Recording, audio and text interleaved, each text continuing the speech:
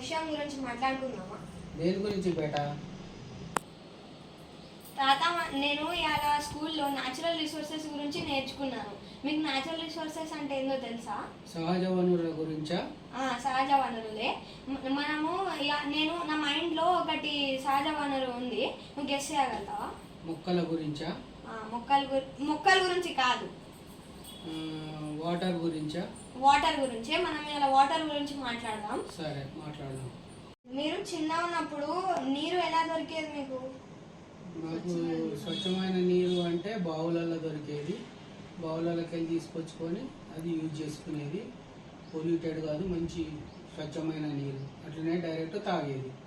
తాత, మీరు బావులకి వెళ్ళే నీళ్ళు తాగుతుండేనా? మీరు చాలా గ్రేట్. ఆ నీళ్ళు స్వచ్ఛంగా ఉంటాయని మీకు ఎలా తెలుసు? మీకు ఏం కాకపోతుండేనా? బావులను మేము నీట్గా ఉంచేది, పొల్యూట్ కాకుండా చూసుకునేది.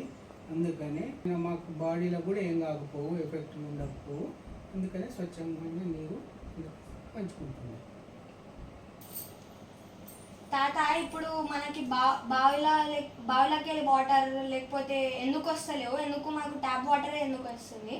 ఏం చేంజ్ అయింది? బావులలో అంతే పొల్యూట్ అయినాయి, నదులు పొల్యూట్ అయినాయి. అందుకనే ట్యాప్ వాటర్ తాగట్లేదు.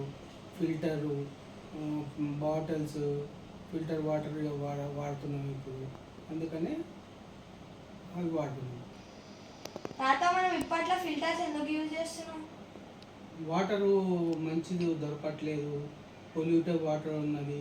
అందుకనే ఫిల్టరు, బబుల్స్, బాటిల్స్ అవి యూజ్ చేస్తున్నాము. అవి అయితే కొంచెం ఫిల్టరు హెల్తీగా ఉంటుంది కాబట్టి అవి యూజ్ చేస్తున్నాము. ఫ్యాక్టరీల దుమ్ము ధూళితోని పొల్యూట్ అవుతున్నది వాటరు. అందుకనే ఫిల్టరు యూజ్ చేస్తున్నాము. అవును తాత, ఈ మధ్యకాలంలో ఫ్యాక్టరీస్ ఎక్కువ అయిపోయి వాటర్ కలుషితం ఎక్కువ అవుతుంది. అయితే ఇప్పుడు నేను ఎక్కడికైనా బయటకు పోయినా కానీ ఇట్లా ట్యాప్ వాటర్ కనిపిస్తే తాగబుద్ధి అవుతలేదు, భయం అవుతుంది ఏముంటుందో అని. ఇది చాలా భయంకరంగా ఉంది. మనం ఏం చేయగలుగుతాము వాటర్ని సేవ్ చేయడానికి? ఈ జనరేషన్ పిల్లలు ఫస్ట్ నేర్చుకోవాల్సింది వాటర్ను గౌరవించడం నేర్చుకోవాలి. తాత, నేను తప్పకుండా గౌరవిస్తాను వాటర్ని. ఇంకా ఏం చేయాలి వాటర్ని కాపాడడానికి? వాటర్ను వేస్ట్ చేయొద్దు, శుభ్రంగా ఉంచుకోవాలి, పొల్యూట్ చేయకుండా కాపాడుకోవాలి. అది మంచి ఫ్రెష్ వాటర్ ఉంటుంది.